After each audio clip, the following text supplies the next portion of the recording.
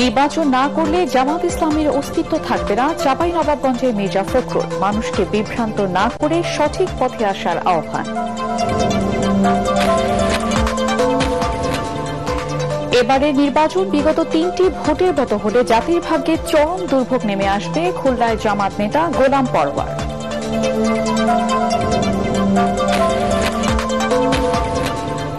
জুলাই সনদ আদেশ নিয়ে রাজনৈতিক দলগুলো ধোঁয়াশা তৈরি করেছে, মন্তব্য এনসিপি।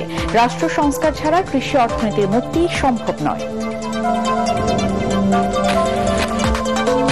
সোহরাওয়ার্দী উদ্যানে আন্তর্জাতিক খতমে নবুয়াত মহাসম্মেলন, কাদিয়ানীদের রাষ্ট্রীয়ভাবে অমুসলিম ঘোষণা সহ 6 দফা দাবি আলেম ওলামাদের, ক্ষমতায় গেলে ব্যবস্থা নেওয়ার আশ্বাস বিএনপি জামাতের। শেখ হাসিনার মানবতা বিরোধী অপরাধের মামলার রায় ঘিরে বিশৃঙ্খলার কোনো শঙ্কা নেই, পটুয়াখালীতে স্বরাষ্ট্র উপদেষ্টা। সন্ত্রাসীরা নির্বাচন ঠেকাতে পারবে না বললেন আইজিপি। এবং লাশ 26 টুকরোর চাঞ্চল্যকর তথ্য দিল র্যাব ও পুলিশ। ত্রিভুজ প্রেমের বলি ব্যবসায়ী আশরাফুল, লকডাউনের সাথে এই হত্যার সম্পর্ক নেই দাবি ডিবির।